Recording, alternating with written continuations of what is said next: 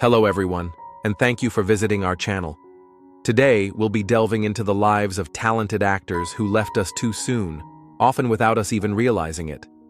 From Hollywood icons to rising stars, these individuals made significant contributions to the world of entertainment before their untimely passing. Before we begin, we ask for your support. If this video or their legacy has touched your life, please like it as a sign of respect. Thank you. Now let's begin.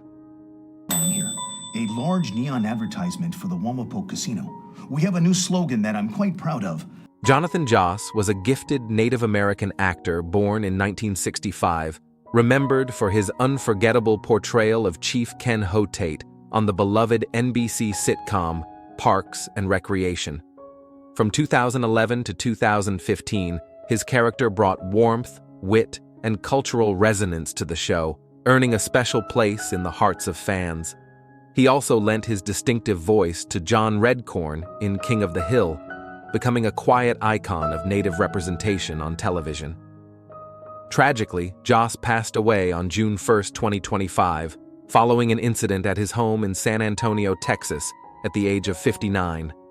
Authorities later confirmed that a suspect, Sigfredo Alvarez Ceja, had been taken into custody and was formally charged with first-degree murder. Investigators have stated that no evidence currently supports claims the incident was hate-motivated. His sudden passing left friends and colleagues heartbroken. Actor Nick Offerman said, "The cast has been texting together about it all day and we're just heartbroken." Chris Pratt remembered him as, "Always such a kind dude. Prayers up.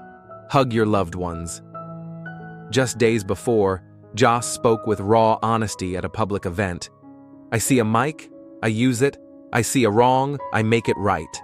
At the time of his death, his net worth was estimated at $1 million, but his legacy of quiet strength, courage, and cultural pride endures far beyond numbers. If you'd like to honor Jonathan's memory and hear more stories that celebrate the lives of remarkable individuals, consider subscribing to our channel.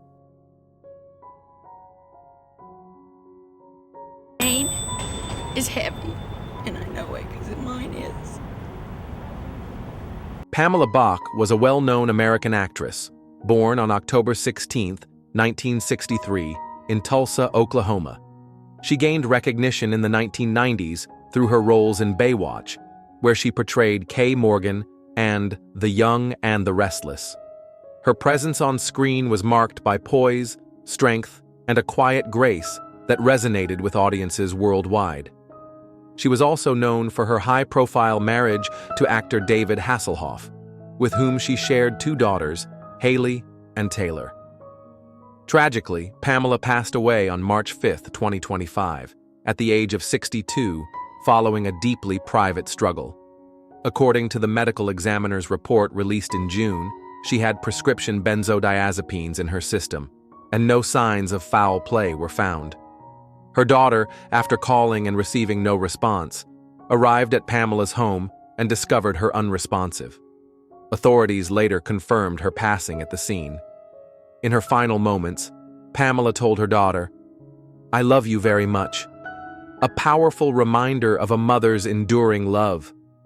Haley Hasselhoff later shared, "This yearning is unlike anything I've ever known, but I will love you in every form." Pamela's net worth at the time was estimated at $1.5 million.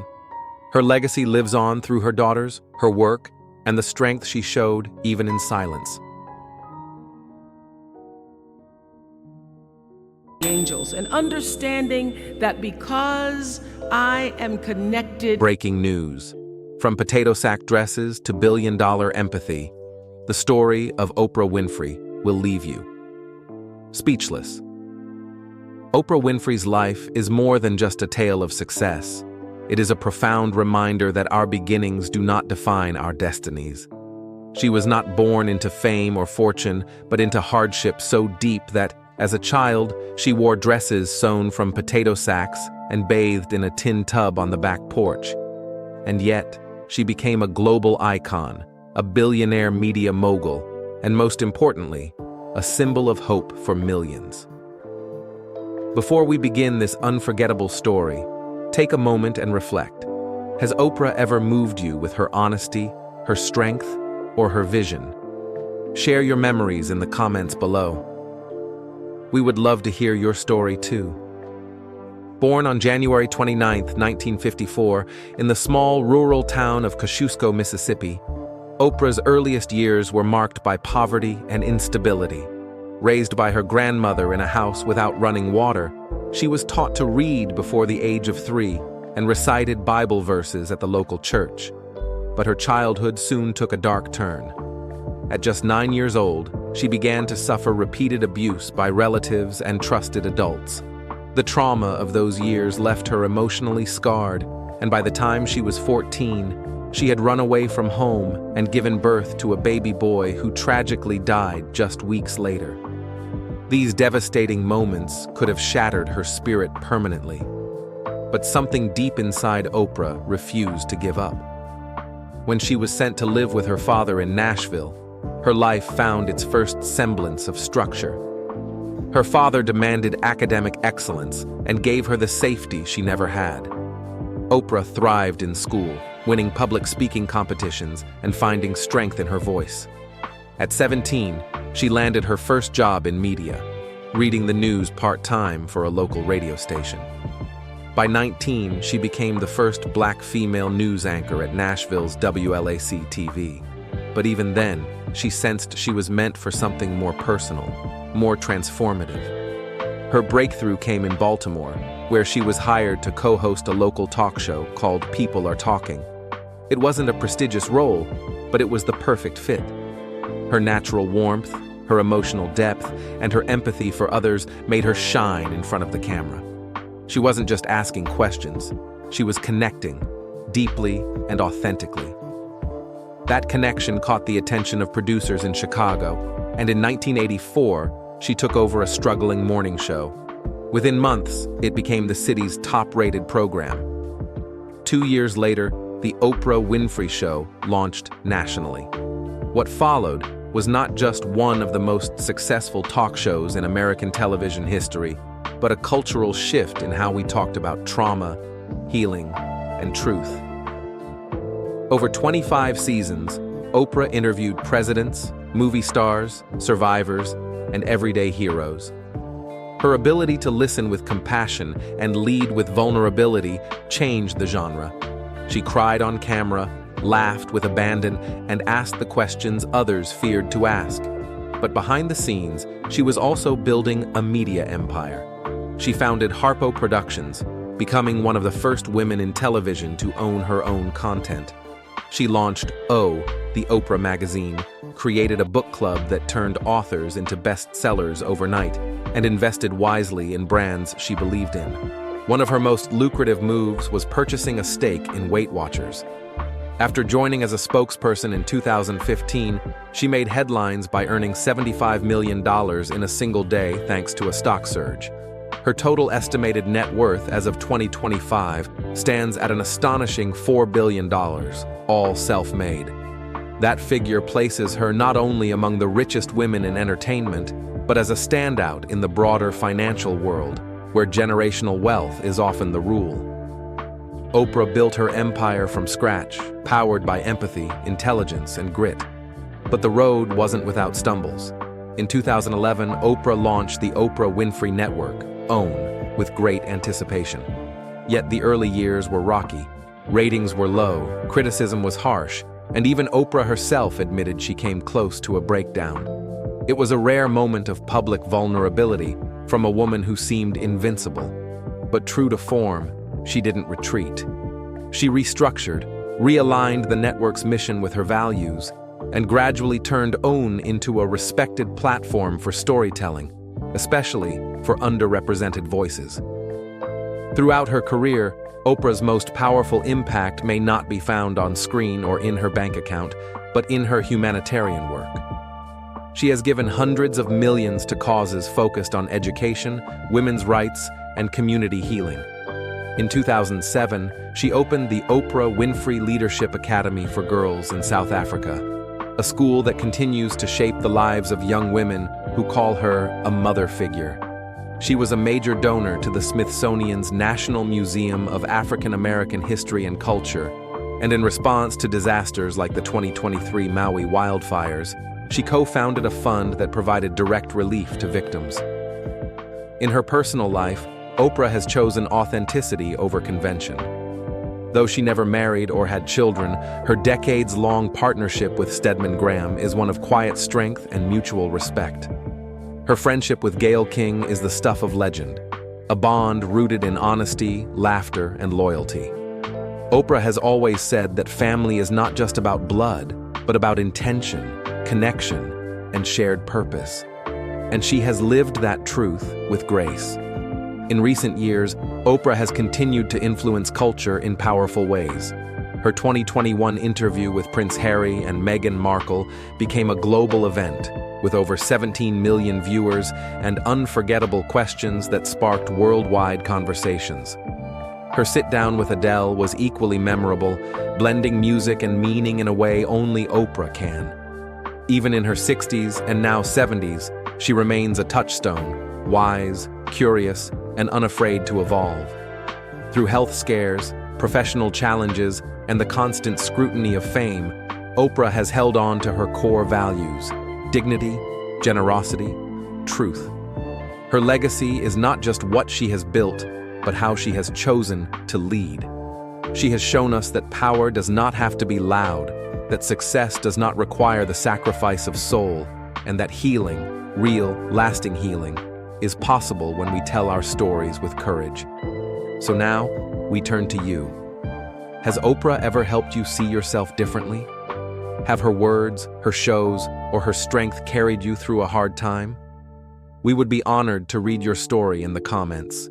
And if you believe stories like these matter, stories of resilience, of impact, of purpose, please consider subscribing to our channel. Because every life that lifts others is a story worth remembering. And Oprah's, without question, is unforgettable. Was to be the best damn nurse in Korea. I tried to help her achieve that. Loretta Swit was an extraordinary American actress born in 1937, whose name became synonymous with strength and evolution on screen. She rose to fame as Major Margaret Hot Lips Houlihan in the acclaimed television series MASH, a role that would define not just her career, but a generation of women on television.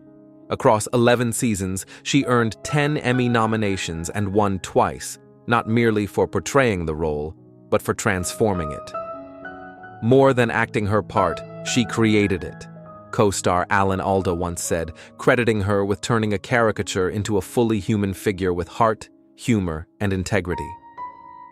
On May 31, 2025, Loretta passed away peacefully at her home in New York City at the age of 87. Her publicist, Harlan Bowl, confirmed the news and stated her passing was due to suspected natural causes. No children survive her, but she is deeply mourned by colleagues and admirers.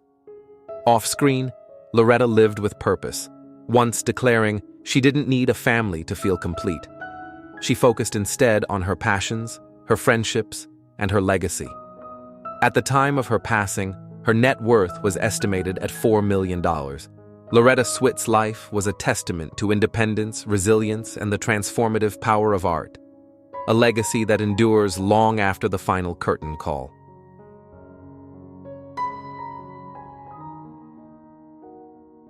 James Lowe was a pioneering American singer and producer born on March 5, 1943, in San Luis Obispo, California.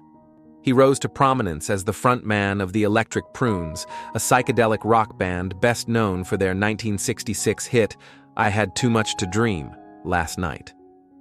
The song became a defining anthem of its era and gained cult status after being featured on the legendary Nuggets compilation, influencing countless musicians across generations. On June 2, 2025, Lowe passed away at the age of 82 from natural causes, as confirmed by his family. In a heartfelt statement, they described him as a man of sound, love, and boundless creativity, and credited his wife Pamela, his partner of 62 years, as his enduring muse. Though the band's initial success was brief, Lowe's story was far from over. After years away from the spotlight, he returned to music in the 1990s with renewed passion, saying the reunion reminded him how much fun music is. He also found a second calling as a recording engineer, working on early albums by Sparks and Nas, and later transitioned into television production. James Lowe's journey, from a self-taught garage rocker to a revered elder of the psychedelic movement, is one of resilience, reinvention, and lasting cultural impact. His voice may have faded, but his echoes continue to inspire.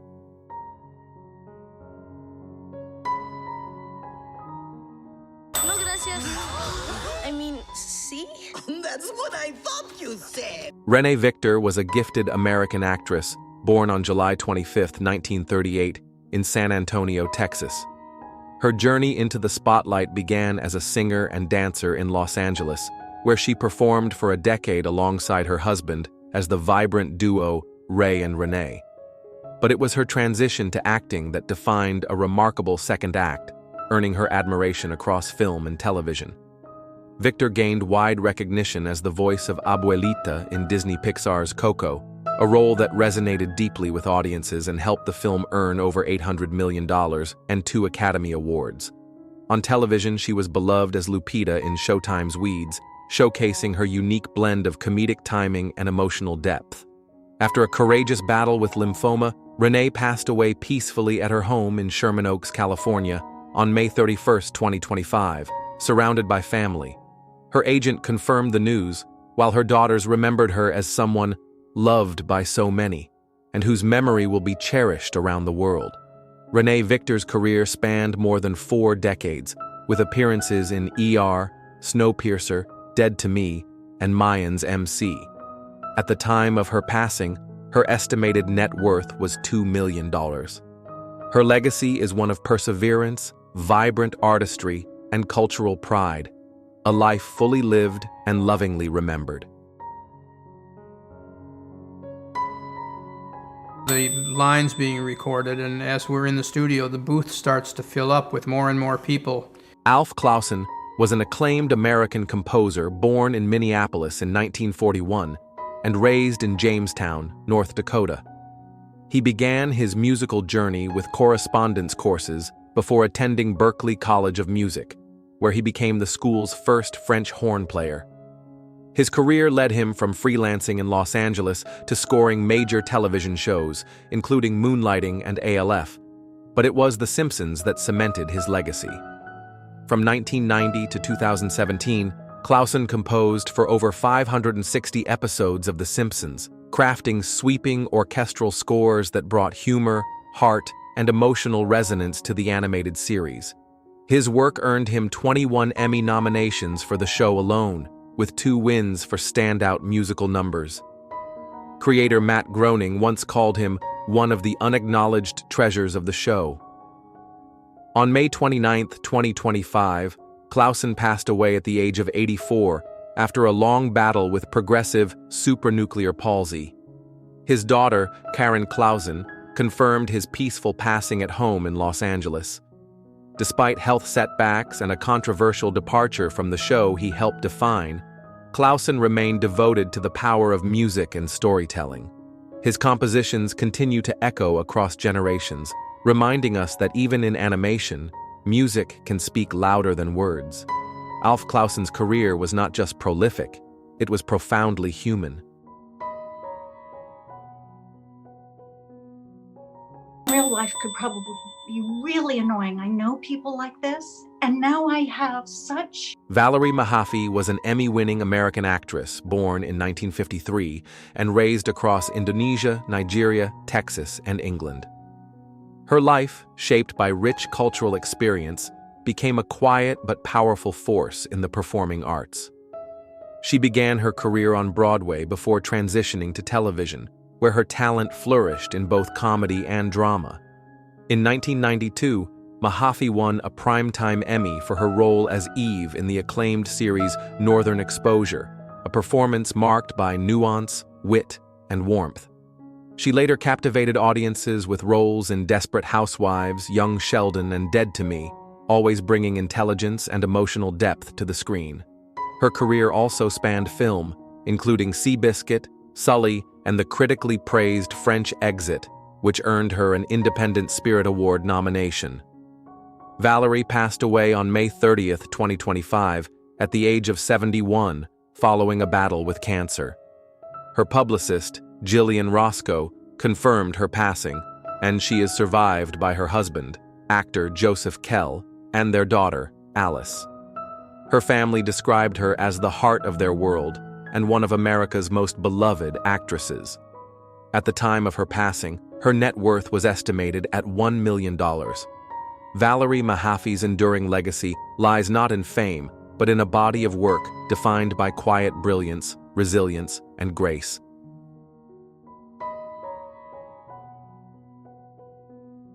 Rick Derringer was a groundbreaking American guitarist and songwriter born on August 5, 1947, in Fort Recovery, Ohio.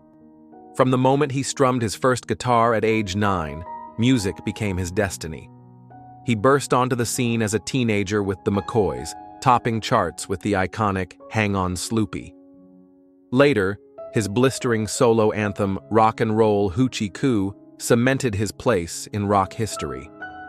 Throughout a vibrant career spanning 6 decades, Derringer collaborated with legends like Johnny and Edgar Winter, Steely Dan, and Weird Al Yankovic, showing an unmatched versatility across rock, blues, and pop.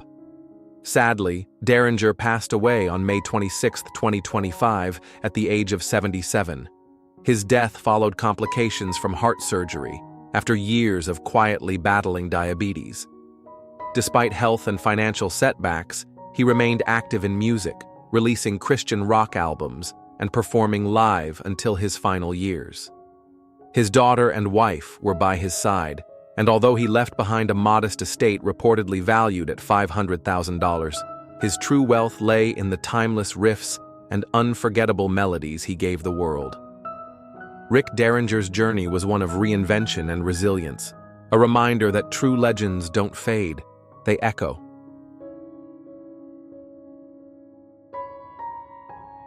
Kwong's home in Eagle Rock. So the ghost of James Hong is still there. Peter Kwong was a gifted American actor and martial arts expert, born in California in 1951.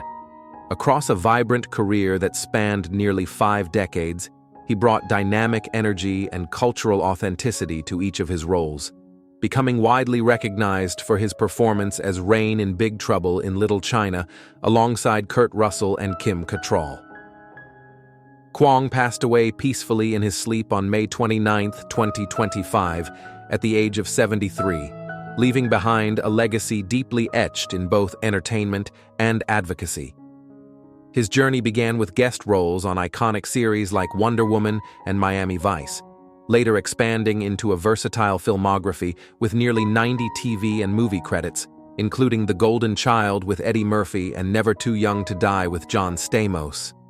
Known not only for his screen presence but also for his quiet leadership, Kwong was a staunch advocate for Asian American representation in Hollywood, courageously speaking out against racial stereotypes at pivotal moments, such as the 2016 Oscars. Friends and colleagues remember him as a gentleman of integrity, always willing to uplift others. His death was confirmed by his representative, and tributes from the industry have poured in. Though no details about his estate were disclosed, Peter Kwong leaves behind an enduring contribution to the arts and to the fight for respect, dignity, and visibility.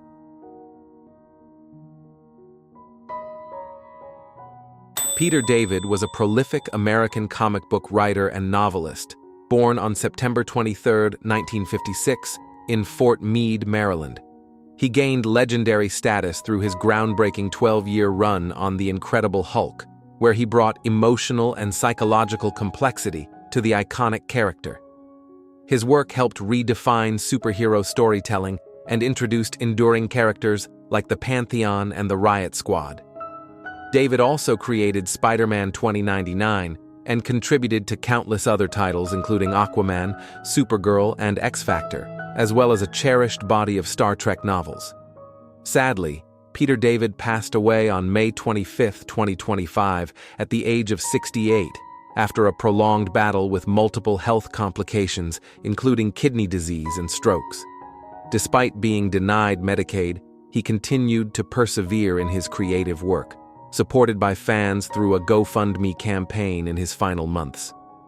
At the time of his passing, his estimated net worth was around $10 million, a testament to his decades-long influence in comics and science fiction. David is survived by his beloved wife Kathleen and their daughters Ariel, Shauna, Gwen, and Caroline. His legacy endures through stories that combined wit, depth, and humanity, tales that will inspire future generations of readers and writers. It's a very steep street up to the cathedral. And Marcel Ophuls was a visionary Franco-German filmmaker born on November 1, 1927, in Frankfurt, Germany. The son of legendary director Max Ophuls, he fled Nazi persecution with his family, settling in the United States, where his deep passion for truth and storytelling was nurtured. Ophuls rose to international prominence with his groundbreaking 1969 documentary, The Sorrow and the Pity, a harrowing portrait of life in Nazi-occupied France that challenged collective memory and sparked debate for decades. He later won the Academy Award for Hotel Terminus, 1988, a meticulous, haunting exploration of war criminal Klaus Barbie's life and legacy. Farewell came peacefully to Ophuls at the age of 97 at his home in southern France, as confirmed by his grandson, Andreas Benjamin Seifert. His passing marks the end of an era in political documentary filmmaking. Throughout a career spanning more than 5 decades, Ophuls was known for his courage in confronting moral ambiguity and for pushing the boundaries of what documentary film could achieve. Despite his global acclaim and accolades, including honors from Cannes and Berlin, his focus remained steadfastly on justice, memory, and the human condition. With an estimated net worth of $10 million, his greatest wealth was the enduring impact of his work. Ophuls leaves behind a powerful legacy, one etched in history and in the hearts of those who value truth. Yeah, and he goes, well, what did you audition for? And I said, it's a character called Wolverine. He goes, what? Breaking news. He fought claws, cancer, and critics, and still came out singing The Astonishing Journey of Hugh Jackman. You may know him as Wolverine, slicing through villains with adamantium claws. Or maybe you remember him best as Jean Valjean, singing through pain and redemption on the grandest stage. But behind every performance, behind the spotlight, behind the Broadway cheers and Hollywood box office records, lies a quieter, deeper story. A story of grit, grace, and an unrelenting spirit. Before we share the full arc of Hugh Jackman's extraordinary life, from stardom to scars and back, we invite you to reflect. Which Hugh Jackman moment stayed with you the most? Was it a film, a song, or something real he said that made you feel less alone? Leave us your thoughts in the comments. Your voice is part of this story too. Born in Sydney, Australia in 1968, Hugh Jackman wasn't raised under studio lights or silver spoons. His childhood was marked by separation. His parents divorced when he was 8, and his mother left for the UK, leaving Hugh to be raised by his father. The absence carved a wound, but also lit a quiet fire. That fire first flickered during school plays, where young Hugh found a kind of sanctuary on stage. It wasn't just acting, it was an escape, and eventually, a calling.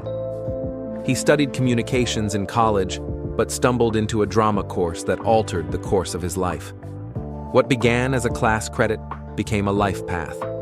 He trained at the Actors Centre in Sydney, and before long landed his first professional role in the Australian TV series Corelli. Audiences noticed, so did producers, but it wasn't until he crossed the ocean that the world would take notice. In 1998, Hugh stunned London's West End with his performance in Oklahoma. With charm, power, and vulnerability, he lit up the stage, and casting directors in Hollywood took note.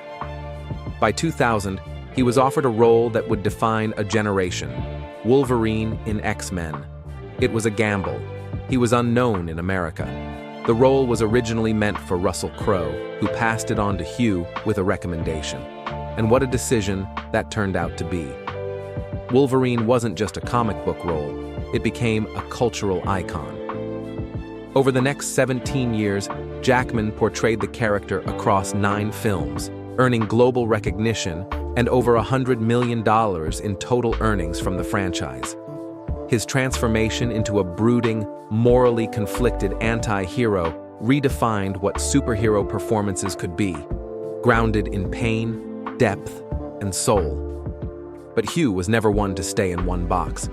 While fans lined up for each X-Men installment, he returned to his first love, the stage.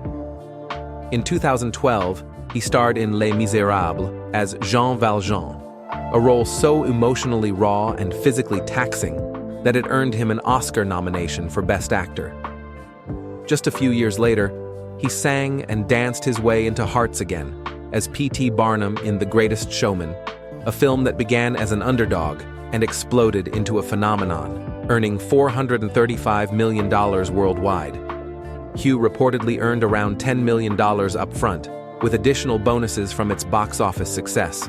By 2025, his net worth is estimated at $100 million, built not just on acting talent, but on a career of relentless reinvention. And yet, the most defining battle of Hugh Jackman's life happened off-screen. In 2013, while preparing for a role, a makeup artist noticed a small mark on his nose. It seemed innocuous, but it wasn't. He was diagnosed with basal cell carcinoma, a common but potentially disfiguring form of skin cancer. It wasn't a one-time scare. Over the next 10 years, Hugh would undergo at least 6 surgeries to remove cancerous growths, mostly from his face. The physical scars were visible, but the emotional weight, living with a disease that could return at any time, was heavier. Most celebrities would have hidden this from view, but Hugh chose transparency. He shared his bandaged face on social media, urged fans to wear sunscreen, and openly discussed the anxiety that comes with recurring illness. His vulnerability became strength, not just for himself, but for millions who saw themselves in his fear and found courage in his example. Behind the scenes, his greatest anchor was his wife, Deborah Lee Furness, whom he married in 1996. Their bond became a model of quiet strength in an industry known for its turbulence. Through surgeries, career pivots, and public scrutiny, Deborah remained his safe place, his grounding force. While his personal life inspired, his professional life never slowed. In 2022, he returned to Broadway in The Music Man, a massive production that extended its run due to public demand. The show sold out night after night, a testament to his magnetism. He reprised Wolverine once more for Deadpool 3 in 2024, reuniting with friend Ryan Reynolds. Though his salary wasn't disclosed, based on his previous roles, it's believed he earned at least 8 figures for his return. What makes Hugh Jackman unforgettable isn't just the films, or the awards, or even the muscles. It's how he kept evolving. He didn't just survive Hollywood, he elevated it. With every comeback, every note sung, every story shared about cancer or fear or failure, he reminded us what true resilience looks like. In a world full of celebrity noise, Hugh's legacy rings clear and true. Live honestly, love deeply, fight bravely, and always find your way back to joy. His story tells us that no battle, be it cancer, criticism, or childhood wounds, has to define who we become. We define that with every choice we make. And so we ask you, how has Hugh Jackman's story touched your own? What role, what moment, what message of his stays with you? Leave your reflections in the comments below. Let's celebrate not just the star, but the human behind it. And if you believe in honoring stories that matter, stories that remind us how to rise again, please subscribe to our channel. Because voices like Hugh Jackman's remind us that in every challenge, there is still a song waiting to be sung.